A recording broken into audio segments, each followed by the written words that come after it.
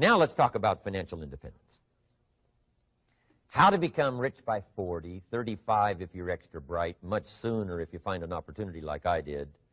Let me show you how I did it. Financial independence. First of all,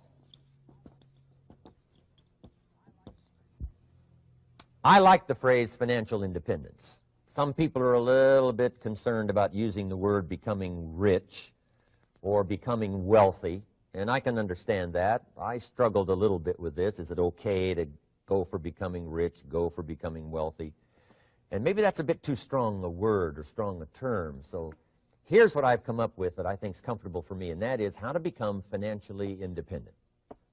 I think it's every person's heritage here, especially in America, to become financially independent. Now, let me give you my definition of financial independence. Financial independence is the ability to live from the income of your own personal resources. Financial independence. Now it depends on how you want to live. If you need $2,000, $3,000 a month, if you need $4,000 or $5,000 a month, if you need $10,000 a month, some people may need, $100,000 a month. But whatever you would need to live, and you could earn that living from the income of your own personal resources, that's what I call financial freedom, financial independence. And let me show you how to acquire it. If you start at age 15, between ages 15 and 35 is 20 years, and in my personal opinion, based on my own studies and my own experience, 20 years, in my opinion, is enough time to become financially independent. If you're not, you don't live in the wrong country. Probably what's happened is you have the wrong plan. And it's easy to be a nice person with the wrong plan. I found that when I was 25 years old. I was broke at age 25, and I was a nice guy. You would have liked me. But I'm telling you, my plans up until then, especially my financial plan, left me broke. I totally changed it the next 6 years, and I became financially independent. So I know what I'm talking about. It is possible in a reasonable amount of time, 15 to 35, whatever, 20 years' time, enough time. You can do it in a much shorter period of time, like I did if you want to. But this is a reasonable enough time. But here's number one. First of all, you got to have the right philosophy. Philosophy is our ability to gather knowledge and sort through it and decide what's valuable. To develop a philosophy about life, a philosophy about our health, a philosophy about our family relationships, a philosophy about economics. And if you develop the right philosophy, that's what helps to set this sail so that in 6 years it takes you where you want to go instead of winding up like I did that first 6 years of my economics, broke, no money, empty bank account. The right philosophy. Now let me give you a couple of philosophies to consider. Here's the first one. It's called the philosophy of the poor. And here it is. Poor people usually spend their money and invest what's left. That's the philosophy of the poor. Now here's the philosophy of the rich. Rich people invest their money and spend what's left. And here's the startling answer. It really doesn't matter what the amount is. What's most important is not the amount. What's really important is the philosophy. So I would ask you to adopt this philosophy of spending after you have invested. Invest first, then spend. And I've got a little formula that I'm going to share with you. Now, what should a child do with a dollar? I mean, there's a lot of debate going on, I'm sure, across the country on what a child should do with a dollar. Here's one opinion. It's only a child and it's only a dollar. What difference does it make? Well, in my opinion, it makes all the difference in the world. A person's economic future starts with a child with a dollar. Somebody says, oh, no, you're only young once. Let him spend it all. Well, when would you hope that would stop? Somebody says, well, wait till he's 50 and broke like me, and then he'll learn. Well, no, we don't want to wait that long. If I would have known earlier than age 25, I would have changed. In high school, if they would have had classes called Wealth 1, Wealth 2, I'd have taken both classes. I would not have waited until age 25. So, the earlier the better. So, what should a child do with a dollar? Here's the simple premise to begin with. Don't spend it all. And if a child wants to spend the whole dollar, you got to say, hey, don't spend it all. You know, don't spend it all. They'll say, why not? It's my dollar. I earned it. You say, I know you earned it, but don't spend it all. They'll still say, why not? Say, let me show you why not. So you put them in your car, take them to the other side of town, and show them where people live that spend the whole dollar. You just drive them around. Kids learn best by visual. Just drive around and say, would you like to live here? Kid says, no. Would you like to live like these people live? Kid says, no, no. Then you can't spend the whole dollar. So kids will get the message. So, you know, take them to the other side of town, show them around, unless you already live there, and then just show them around. Anyway, don't spend the whole dollar. Now, let me give you my best view of what to do with the dollar. And I promise you, if you started at age 15, now if you're over 15, right, you've still got plenty of time. You still got 20 years. You know, if you're 30, you've still got 20 years. I mean, you know, you still got plenty of time to start what I'm about to share with you. What to do with a dollar. Here's my first bit of advice. Never spend more than 70 cents. Never spend more than 70 cents. Now, you got to pick some number, and the number you pick is going to be determined by your philosophy. It's going to be determined by what you've been taught or your experience teaching yourself. When I first met my teacher, Mr. Schoaf, I was at about 110% of each dollar. You know, I'm down at Budget Finance, hawking my furniture and my car one more time. And then I learned a whole better formula for financial independence. Number one, don't spend more than 70 cents. Now, kids say to me, well, okay, what do I do with the other 30 cents? And here's what I teach them. 10 cents for charity. Charity or church, or helping people that can't help themselves. 10 cents to support worthy projects. Projects that you feel good about. 10 cents out of every dollar. It's called being generous with part of what you've taken out of society. Now, in my opinion, nothing teaches us character better than generosity. No class, no teacher, no book teaches character better than generosity. And the best time to start is when the amounts are small. And I know if kids learn these lessons well, they'll give a dime out of a dollar, help people that can't help themselves, support worthy projects. Or if you belong to a church, they teach tithe, piece of. That's very important. Now, because when the amounts get larger, sometimes it's a little more difficult. You know, giving 100,000 out of a million, someone says, oh, if I had a million, I'd give 100,000. I'm not sure. That's a lot of money. So the time to start is when the amounts are small, 10 cents out of the dollar. Okay, next 10 cents I call active capital. Active capital means do something to make a profit. Active capital. Set aside a portion of your income. Wages are okay, but I'm telling you, wages will make you a living. Profits will make you a fortune. So set aside part of your income as capital, called active capital. Any kind of project you can possibly think of, you can possibly come up with. I'm going to write a new book, I think, for kids. I think the title is going to be, Of Course, Kids Should Pay Taxes. It's kind of an interesting title. In California, kids do pay taxes. When a child walks into 7-Eleven, buys something that costs $1, the proprietor says, give me 7 more pennies. And the child says, hey, what's these 7 pennies for? And the proprietor says, that's the taxes.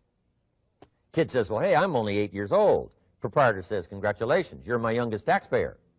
Give me the money. So in California, where I live, kids do pay taxes. Big question is, should they? And my book will answer that question. Of course, kids should pay taxes. Nothing is for free. If you want to ride your bicycle on the sidewalk instead of in the mud, you got to pay the 7 pennies. Nothing is free, so we all have to pay. So, 10 cents out of your living, out of the money you earn, set aside for capital. Capital to try your best to show a profit. And in my book, it's going to be all kinds of ways kids can make money, right? 2 bicycles, one to ride and one to rent. I mean, you know, it doesn't take long to figure out some enterprise that'll start making a profit. Then you must jot this down if you're taking notes. Profits are better than wages. One, you can't usually start wages until you're about 16, 15, 16, but you can make a profit long before you're eligible to start earning wages. And then there's no limit to profits, and they can double and triple and quadruple. You know, there's no limit. It's incredible how fast profits can grow. So profits are better than wages. Wages make you a living, profits make you a fortune.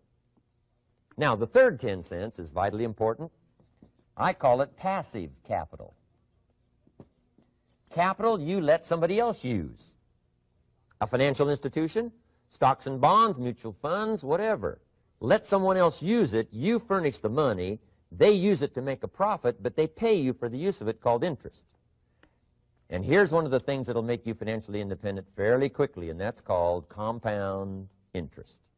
And this is how you get it. Letting someone else use a portion of your money, your substance. They show the profit. They pay you interest. And this passive capital, I'm telling you, over a sustained period of time, if you'll develop this little 10, 10, 10, and 70, especially starting at age 15, I'm telling you, by the time you're 35, you will be financially independent. You'll have the ability to live from the income of your own resources. And then one more point on passive capital. There's a Bible philosophy. I'm an amateur on the Bible. But there's a Bible philosophy that teaches the borrower is servant to the lender. And if you want to be in a powerful position as you grow older, finally when you become mature, maybe have your own business, things have worked out for you for the future, the position you always want to be in is the power position, and that's called the lender. The lender is the power position. So if kids learn early enough, and then you ask them what they'd like to be when they grow up, I'm telling you, once they understand, they'll say, well, one of the things I want to be is one of those lenders. That's the power position, not the spender. No, you'll be pitied the rest of your life if you just become a spender. You got to become a lender. And I think this is the one formulas to follow. 10 cents out of every dollar. Let someone else use it. Be the lender, power position. Then try to show a profit. Can't we teach our children how to take $1, search the neighborhood, find a broken wagon, pay $1 for it, bring it home, you know, clean it up, sand it until it's clean, paint it red till it shines, straighten out the wheels till they're true, take it back to the neighborhood, sell it for $5? Anybody can do that.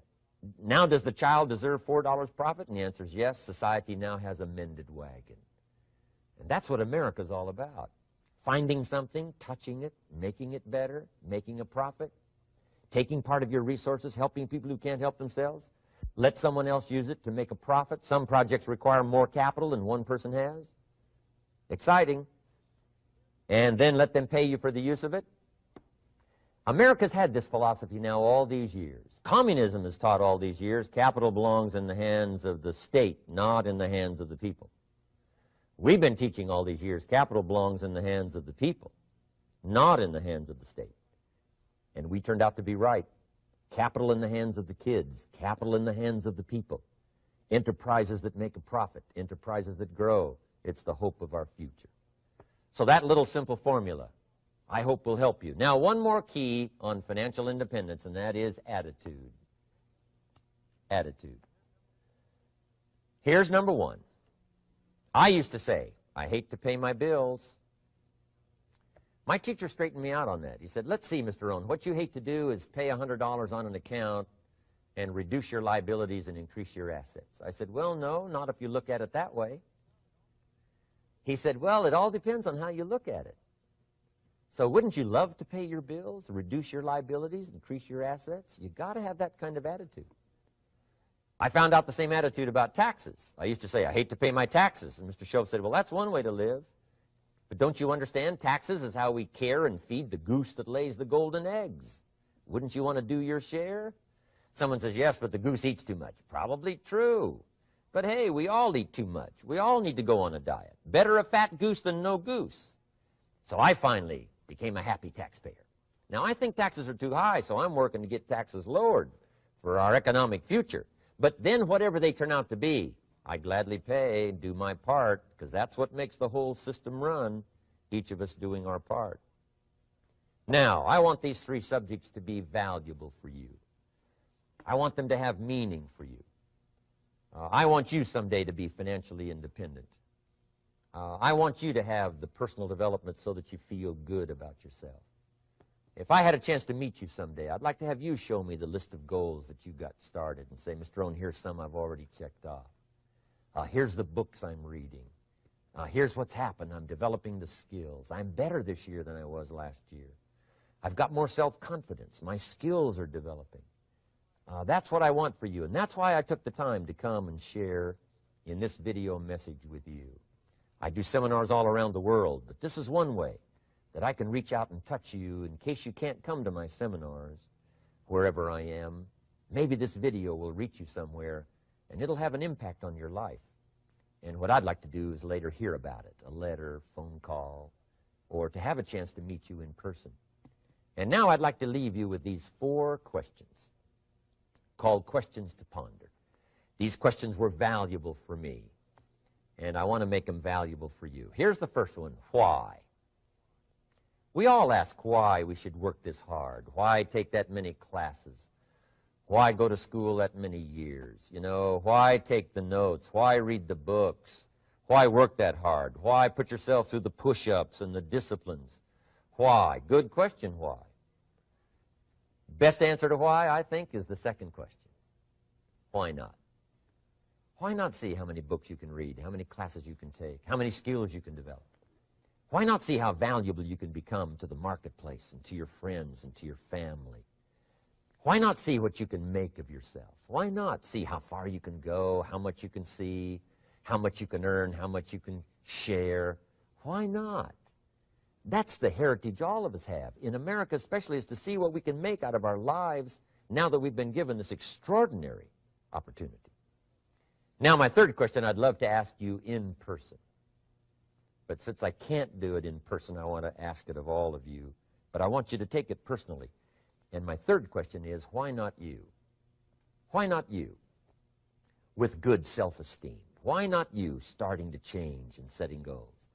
Why not you starting to make progress toward financial independence? If I can do it, you can do it. I wished I had a lot more testimonials here today besides mine, a whole steady stream that would come by and tell you their story. Someone who started with nothing, finally run a big enterprise. A mother who was on welfare, now she owns her own business. In addition to my story, I wish I had a lot more. And if all of them told their story, guess how they would probably wind up their story? They'd probably say, just like me, why not you? If we can read, you can read. If we can change, you can change. If we can figure it out, you can figure it out. If we can turn it around, you can turn it around. There isn't anything you can't accomplish. That's what those testimonials would say. And so I want to say it to you personally. Why not you? You've got the brains. You've got the stamina. You've got the vitality. You've got the interest. You've got your life ahead of you. You've got the future. You can do it. If anybody can do it, you can do it. If one of us can do it, hey, we all can do it. And now here's my last question. Why not now? This is a good time as the 20th century starts to wind down, a few more years as we get ready for century 21. What a good time to set your goals, work on yourself, work on your skills. What a good time to get it together. What a good time to start this process. Personal development, growing, changing, developing, having a good plan for your money and for your life and for your future. Why not now? And I hope I have a chance to see you one of these days and share with you the experience, the reaction, the response you might have had from my message today. And until I get a chance to see you on this side of the world or the other side of the world, in some school or some seminar, or maybe I'll come and speak for a company that you work for someday. I hope I get a chance to meet you. Until then, I wish you the best. I want all that I've gotten to be yours and much, much more. God bless. Goodbye.